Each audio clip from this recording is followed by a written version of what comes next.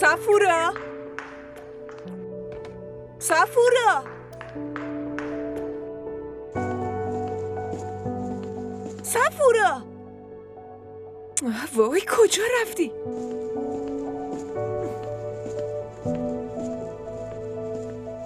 وای سود باش دیگه. چشم. صفورا این همه صدات کردم صدامو نمیشنوی یعنی؟ خانم هنوز بادکنک ها موندن. زود بیا وسیله داری؟ چسب داری یا نه؟ بله. باشه هر وقت گفتم بده باشه؟ خیلی خوب.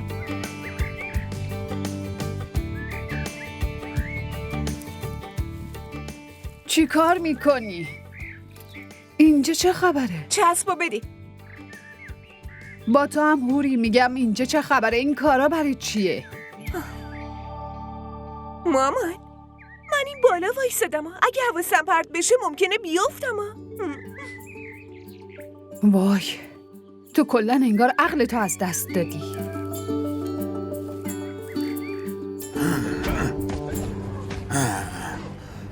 وای خدا.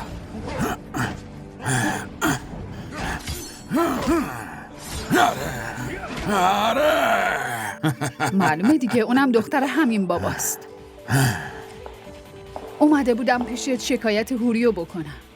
بعد خودت داری از این بازی ها میکنی؟ یه دقیقه پاشو بیا ببین دخترت چی کار میکنه. اجازه ندارم بیام بیرون. ای بابا قیامتی تو حیاط به راه انداخته که معلوم نیست داره چی کار میکنه. آها گفته تا وقتی خودش صدام نکنه نمیتونم بیام بیرون.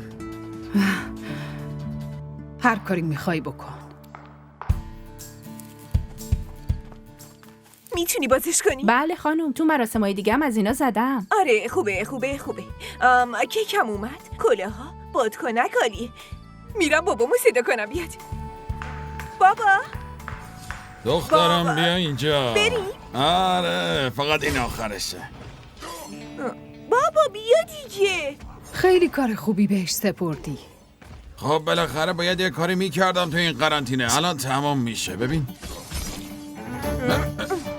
بازی تموم شد. حالا بریم. بابا داشتم یالا دیگه. میبردم بابا. بابا بعدم بازی کن. مامان بریم. نه شماها برین لطفاً. یعنی چی؟ یعنی تو نمیخوای تو تولد شوهرت باشی؟ من هیچ علاقه‌ای به این برنامه ها ندارم. من کاری نکردم. از دست تو ناراحته.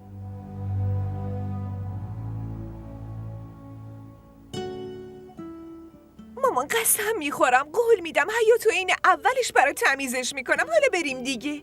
بابا مگه حیاطو چی کار کرده؟ دیواراش آورده پایین؟ یه روزم اونا رو میریزه پایین. اگه پایین بریزم من قیافامو اینطوری نمی کنم. خدا شما پدر و دختر رو برای هم نگه داره. بقیه هم برم به جهنم.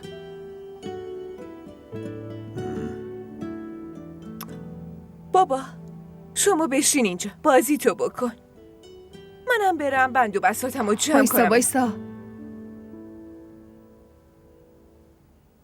نمیخواد این اداها رو در بیاری. بری.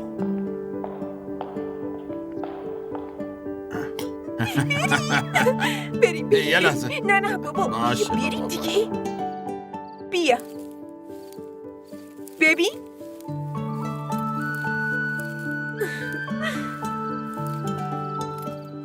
بیا. به بابا جون. مامانت راست میگفتا. حسابی خلاچل شدی. بیا بگیرش. این خوردنیه؟ نه باید سرت کنی. بفرما. مامان ای این بابا حواس شماست. ببرش اون طرف. نمیخوام شبیه دلغک بشم. البته مامانت راست میگه بابا.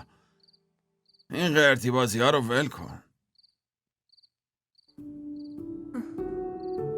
باشه پس منم درش بیارم. بریم تو.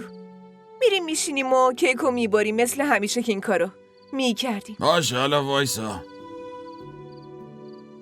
من امروز 50 سالم شده. برای چی کارای بچه‌های 5 ساله رو بکنم؟ بابا منم میخوام تولد 5 سالگی تو بگیرم، نه 50 سالگی تو. یعنی چی؟ هیچی. بیاین، منم میرم تو. چی شد؟ بچه بازی در میاره. هوری! ناراحت شد.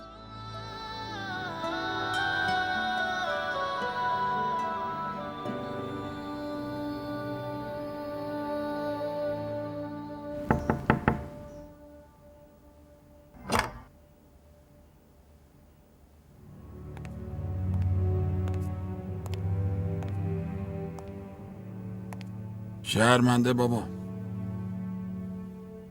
پاشو بریم. هرچی بگی همون کارو میکنیم. نمیخوام کسی رو به خاطر خودم اذیت کنم. برای خودت چرا؟ تو داری برای من تولد میگیری دیگه. تولد گرفتیم دیگه.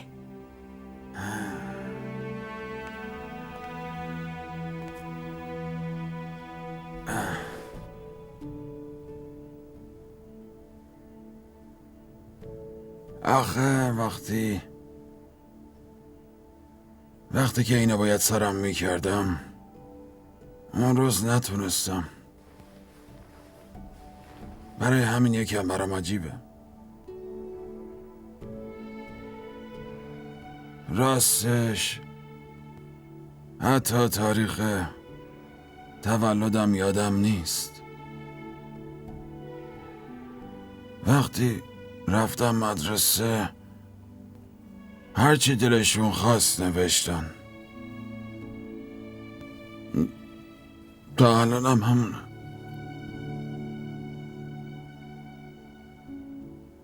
هر سال برام تولد میگیری. خب منم میگم که باشه، وگرنه من کجا کیک میک دیده بودم. بابا منم واسه همین این کارو کردم دیگه. شما همه یه خواسته هامو، همه یه دستورامو چه خواستی چه نخواستی همیشه انجام دادیش. هیچ وقت نذاشتی احساس کمبود چیزی رو بخوام بکنم. همه اون محرومیت هایی که تو بچگی کشیدی و وقتی سرم رو سینت گذاشتم شنیدم. به دلم موندش. خب بابا دیوونه. من امروز به همه لجبازیام، خواسته هام و دستورام رسیدم با دیدن تو. دیگه چیزی کم ندارم. هیچی. دوست دارم بابا. منم دوست دارم بابا.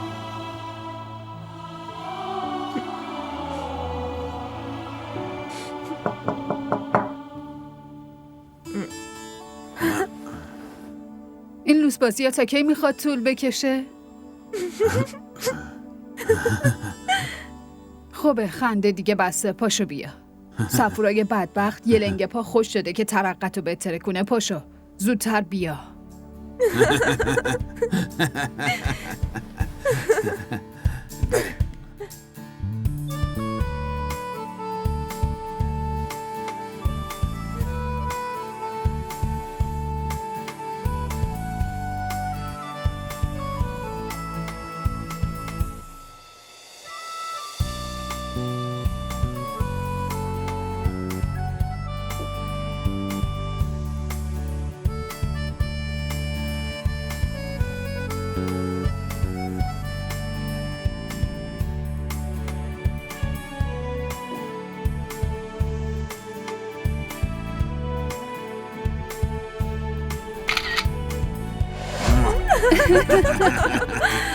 دوست دارم.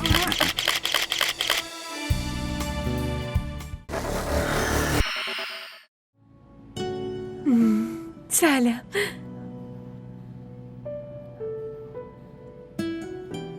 خیلی از دیدنت خوشحالم. ممنون آقا. من به جوانایی مثل شما افتخار میکنم.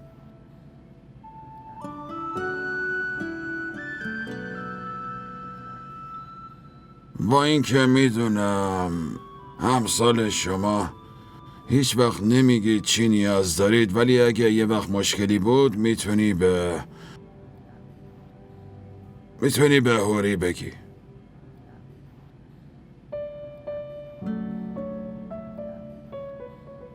ممنون.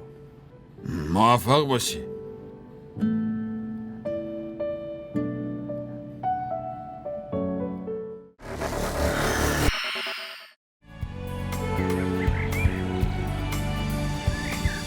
ما میدونیم که مورخین حداقل یک مرتبه و معمولاً میشه گفت در تاریخ هر تمدنی به این امر معتقدند که با ظهور تمدن‌های جدید مردم آنها نابینا میشن. اگه بخوایم از امپراتوری عثمانی بگیم،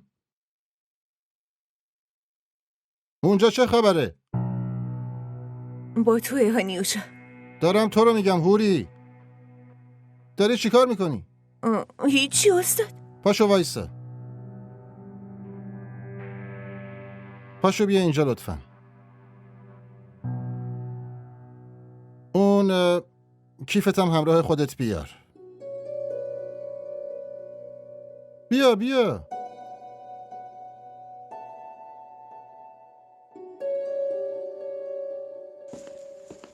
میخوام اینجا بشینی. جلوی چشم خودم بشین.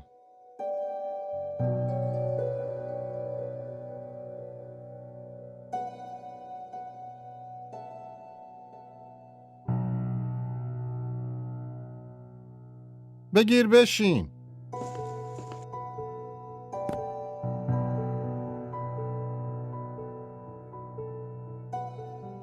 خیلی خوب.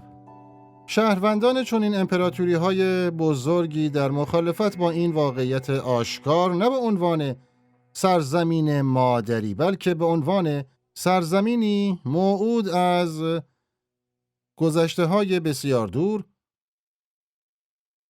هوری، فکر کنم تو کلاس نیستی. نه استاد هستم. خب به هم بگو که دوگن کیه؟ استاد جمال، بفرمایید. لطفاً به ایشون بگو دوگن کیه. بله. اسم کاملش هست آلفرد دوگن. زاده 1 ژانویه 1903 در بونس آیرس. در گذشته در 1 ژانویه 1964 در سن 61 سالگی تاریخ‌نگار، باستانشناس، نویسنده و رمان‌نویس اهل بریتانیا بود. علاقه داشتن به خداوند جفری یکی از کتاباشه. از فردام همینجا میشینی. بشین. خیلی خوب، داشتیم در مورد تمدن صحبت می‌کردیم. وایسا ببینم یوشو، بهت میگم وایسا. دختر به من چه ربطی داره؟ وایسا ببینم. ولم کن. ای بابا هوری. ببین به خاطر گندکاری یه تو نشستم پیش اون. میدونی همه بهم تیکه میندازن. تقصیر من چیه؟ عکسات مسخره بودن. نمیخندیدم چیکار میکردم؟ بعدش هم یه چیزی بهت بگم، نفرین اون دامنه تو گرفته. تو خودت بهش گفتی کرم، خودت هم باید پیشش بشینی. بله. منو ببین، من که از روی بدجنسی و لجبازی بهش نگفتم کرم، فقط چون همش داره کتاب میخونه. خب حالا پیشش نشستی چه حسی داشت؟ فقط کرم کتابه یا؟ من حواسم بهش نبود. آره جون خودت، وقتی داشت باهات حرف میزد زل زده بودی تو چشاشون، وقت میگی حواست بهش نبود ها؟ میوشا بس کن، معلوم نیست چی به موهاش زده بود، بوی گند میداد پسره. به نظرم از یه روستای دور افتاده خر و الاغاشو فروخته اومده داده شهریه دانشگاه. خیلی خوب، بسه. اینقدر تو زندگی این و اون نباش. یه لیوان ولم برام کن. بیار. ببین اگه گروه مفتشا حتما اونجا باشن، اگه چیزی بگن منم دیگه دهنمو وا میکنم. البته هوری باید تو نخ زندگیش باشیم ما، چون دیگه باید پیش هم بشینین ها. به کف پا. جدی؟ تو مگه استاد احمد رو نمیشناسی؟ من تو کلاسش نمیام دیگه. خب بگو ببینم گوشیم پیش توه؟ نه. آه، تو کیفتو نگاه کن.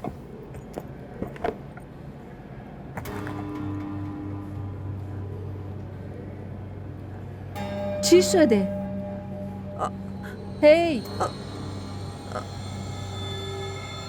نیوشا بودو. هی رابعه کیفمو بگیر الان میام.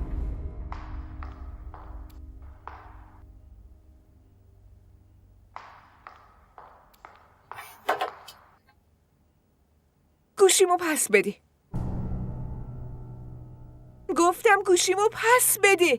با تو اما گوشیتو کی بهم دادی؟ من بهت ندادم. خودت گوشیمو ورداشتی. برای چی باید گوشیتو بردارم؟ از همون موقع که پیش تو نشسته گوشیشو گم کرده. من خبر ندارم. کیفتو بده ببینم.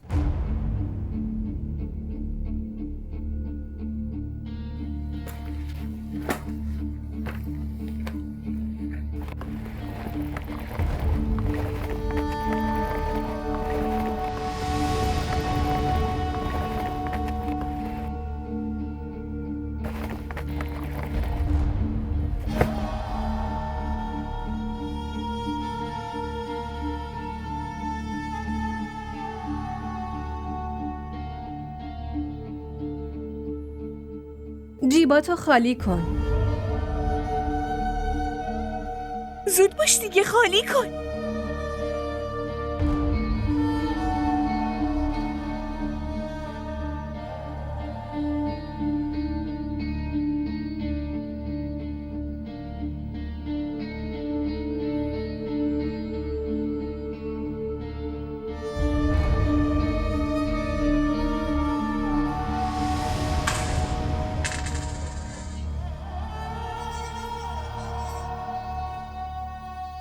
فروختیش؟ به این زودی؟ چند شد؟ 80,000 تا قیمتش بود. این چه تهمتی داریم میزنین؟ پس میخوای خیر کیو بگیرم ها؟ اون موقع که اومدم پیشت نشستم گوشیمو درست گذاشتم جلوی چشم تو هم اول از همه پا شدی از کلاس اومدی بیرون. فقط همینقدر یادمه. ببین خودت راستش رو بگو چون بابای من پلیسه. به جون مادرم من خبر ندارم. برای 80,000 تا حتی اگه مادرتم بمیره واسه تو که بد نمیشه. لطفاً. مادرها قیمت ندارن. چه مادر شماها باشه؟ چه من.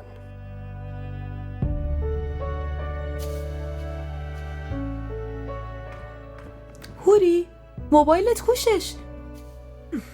این کرمه دزدیدتش. دست جنیده. همشون نشستن دارن با هم عکستو نگاه میکنن. چی؟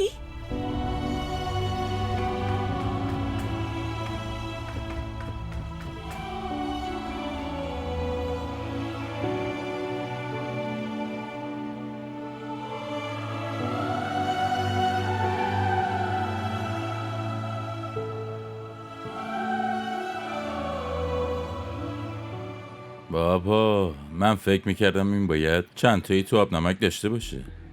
یعنی با هیچ کسی چت نمیکنه؟ دختره انگار خیلی سنتیه، برای همین با کسی نمیپره. بعد یه کسی باشه بالاخره. هرچی هم سنتی باشه حتما یه نفر هست، ولی به جز باباش حتی اسم کسی دیگه رو نمیاره. فقط عکس اون چتای اون هست.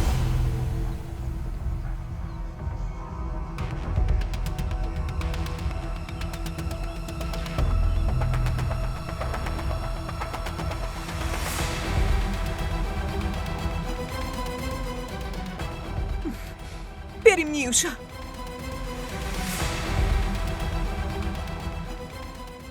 گفتم که رئیس، دختره انگار خیلی سنتیه.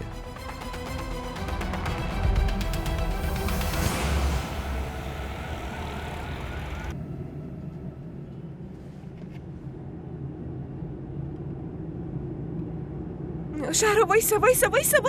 برو عقب.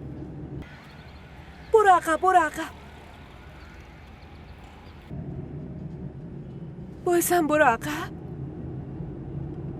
خوبه خوبه خوبه خوبه خوبه خوبه. جمال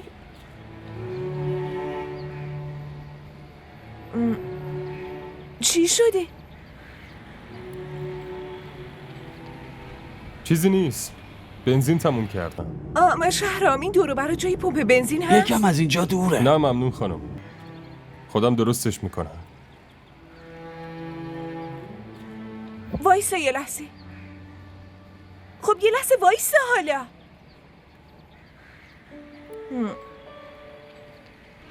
من واقعا شرمندم.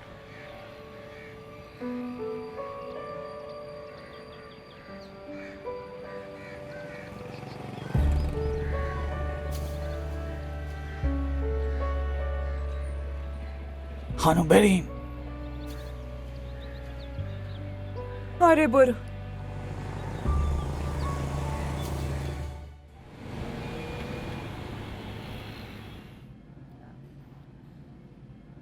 من که فقط سالاد میخورم.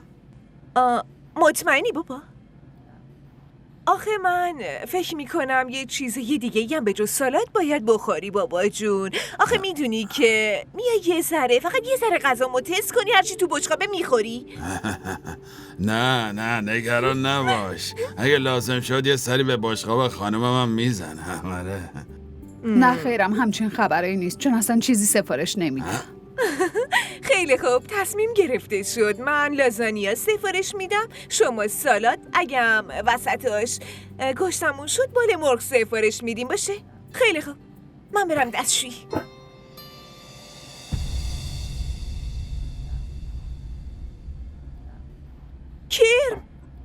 کرم؟ کو؟ اونها اون طرف اونجا سمت چپ. بابا همون پسره که گرسونه دیگه تو دانشگاه من درس میخونه. خیلی درس میخونه، همش کتاب دستشه. منم اسمشو گذاشتم کرم دیگه. خب معلومه دیگه پول شهریه‌شو خودش در میاره. مثل شماها نیست که برای دانشگاه انقدر پول بگیره. باشه مامان، این غذایی که اینجا سفارش دادیم و تو خونه هم میتونیم بخوریم. من میرم بیرون، شما هم بعدش کجا؟ چی؟ بابا اگه منو اینجا ببینه خجالت زده میشه. خجالت زده برای چی؟ داره کار میکنه، دزدی که نمیکنه. باید به خودش افتخار کنه. بابا خواهشم بریم. اسمش چیه؟ جمال. بابا نه، مامان یه چیزی بگو دیگه. جمال پسرم یه لحظه میای اینجا. بابا نه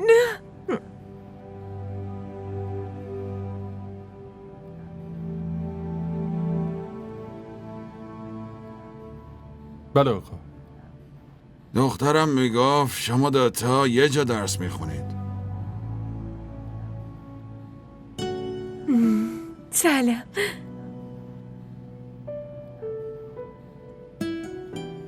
خیلی از دیدنت خوشحالم. ممنون آقا. من به جوانایی مثل شما افتخار میکنم.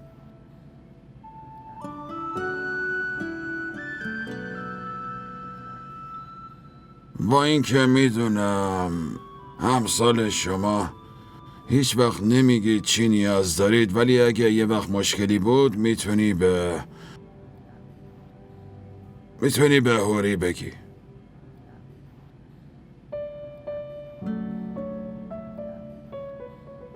ممنون. موفق باشی.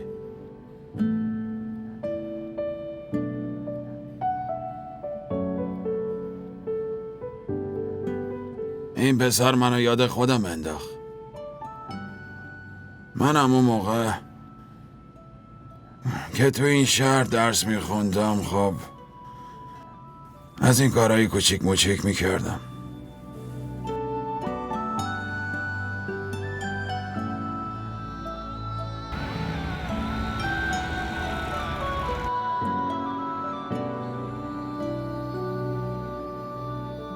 سلام.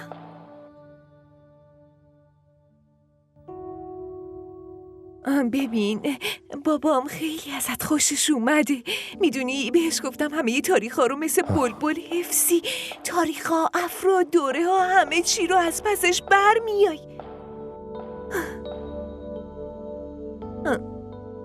الان چی میزنی؟ ها؟ بابا این نه، یه چیز خاص ها،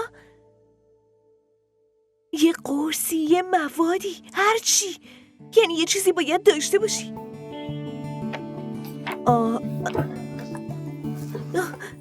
دعا یا جادو؟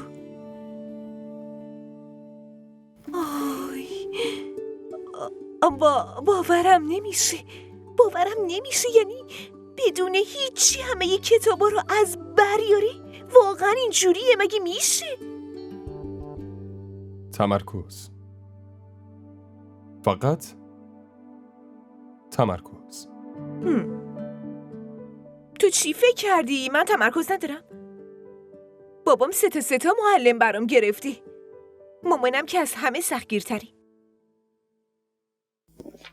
ولی بازم نمره هم هیچ وقت از 50% بیشتر نشدن. اون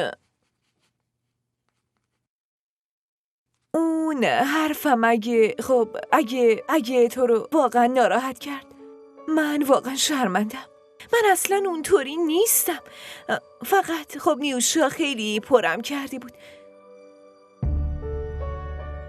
بازم اگه ناراحت شدی واقعا شرمنده‌تم.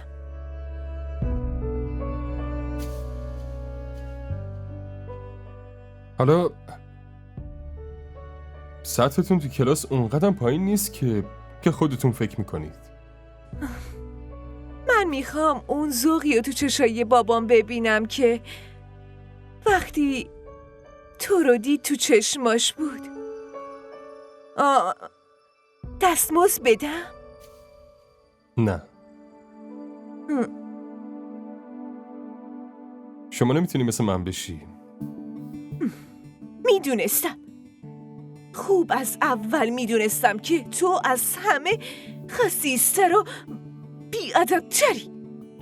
معلومه که نمیخوای کسی تو کلاس درسش مثل تو باشه. اگه میخوای درست تو کلاس مثل من باشه، باید تو زندگیت هم همون جایی وایسی که من امروز وایسادم. شما درست میگی. من کرمم. کرم کتاب نه، فقط برای جامعه. هر لحظه، هر روز به این فکر میکنم که نخوام به پای کسی بیفتم. همون ترس باعث میشه هر کاری بکنم. دارم تلاش میکنم به جای کرم انسان باشم.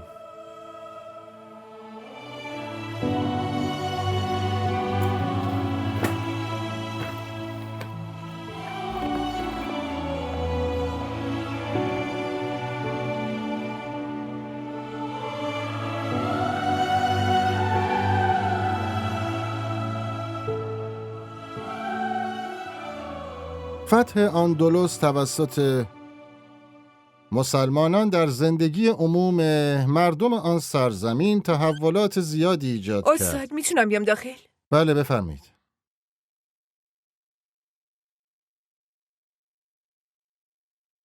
این دوران به نوعی آغاز تحول و تکامل، اما با این وجود حاکمیت مسلمانان بعد از 8 قرن سقوط کرد که اون خودش دلایل مختلفی داره و براش بیان شده. مسلمانان در شمال آفریقا، یعنی مراکش فعلی، تو که گفته بودی دیگه نمیای کلاس، ولی الان نشستی برای دلش، و وارد خاک اسپانیا و پرتغال شدند.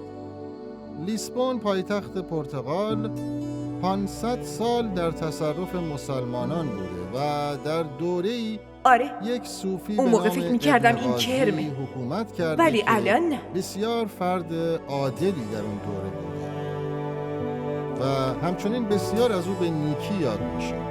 نوشته‌های تاریخی نشون میدن که ابن قاضی فردی بوده که عدل و داد رو در اون سرزمین بنا نهاده و قوانین بسیار خوب و راحتی برای مردم خودش بنا کرده. و مردم هم از نوع حکومت این فرد ای وای راضی عاشقش شدی رفت. چرت و پرت نگو اینقدر. همه عاشقا همین حرفو میزنن عزیز دلم. بعدش هم تا حالا برات کرم بود یه دفعه شد شازده. اگه میخوای اینجوری فکر کنی خب فکر کن. نه هوری، تو نمیتونی عاشقش بشی. اون اصلا و ابدا به تو نمیخوره باشه. نیوشا لطفا. من همه که اون تلاش ها و رویاها و سختی ها و محرومیت ها همه رو تو وجودش میبینم. چیزایی که بابام هم تو جوانی باهاشون درگیر بوده.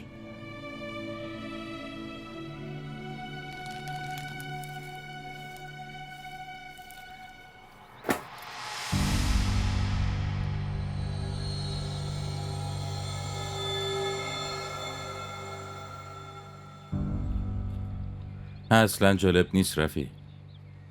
اونی هم که اسمتو گذاشته کر خیلی درست گفته. بس عزیز دلم، از امروز به بعد دیگه کسی بهت نمیگه کر. صورتشو خورد میکنه. برام اهمیتی نداره. این حرفا همش کشکه. ولی برای من اهمیت داره. یکی به رفیقم بگه کر، بعد من همینطوری ولش کنم.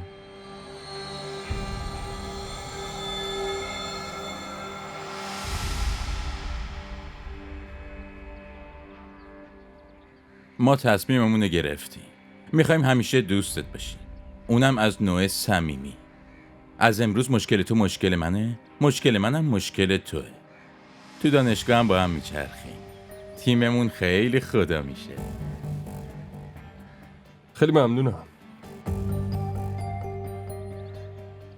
پس نمیخوای دوست شی؟ خب معامله کن. معامله؟ هر چی بخوای گیرت میاد. پول، موبایل، موتور جدید، لپتاپ. من هیچی نمیخوام. ولی من خیلی میخوام رفیق. نه ترس. فقط باید یه ذره کمکمون کنی. منظورم ارائه ها، امتحانات، آزموناست. دیگه خودت میدونی باید چی کار کنی؟ نه از من چیزی بخوا، نه هیچ توقعی داشته باش. باشه؟